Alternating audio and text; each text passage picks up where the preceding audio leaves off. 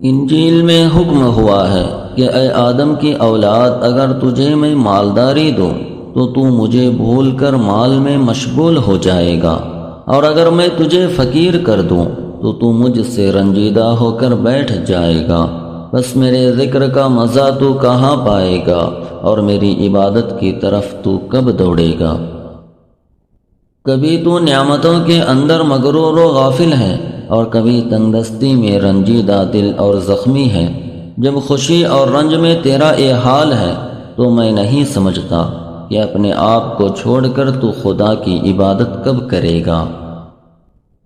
خدا تعالیٰ کا حکم ایک کو بادشاہی تخت سے نیچے لاتا ہے، اور ایک کو مچھلی کے پیٹ میں اچھے حال میں رکھتا ہے۔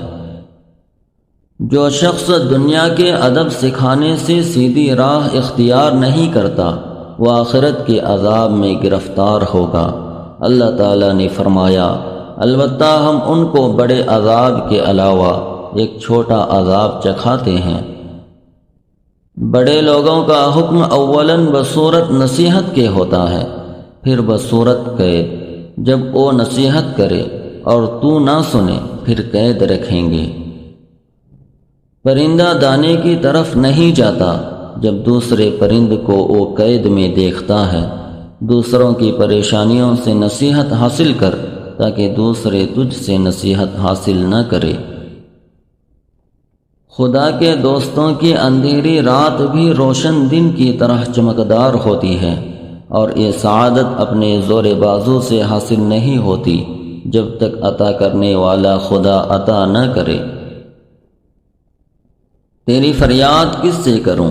اس لیے کہ کوئی دوسرا حاکم نہیں ہے، اور تیری طاقت سے زیادہ کوئی طاقت نہیں ہے۔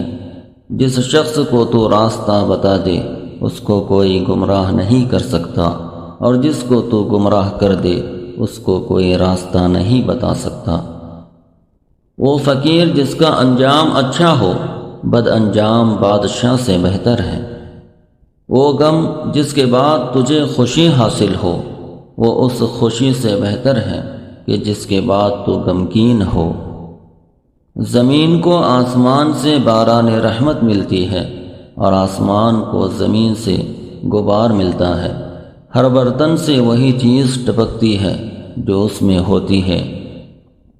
اگر تجھ کو میری عادت نامناسب معلوم ہو تو اپنی اچھی عادت کو ہاتھ سے مت چھوڑ۔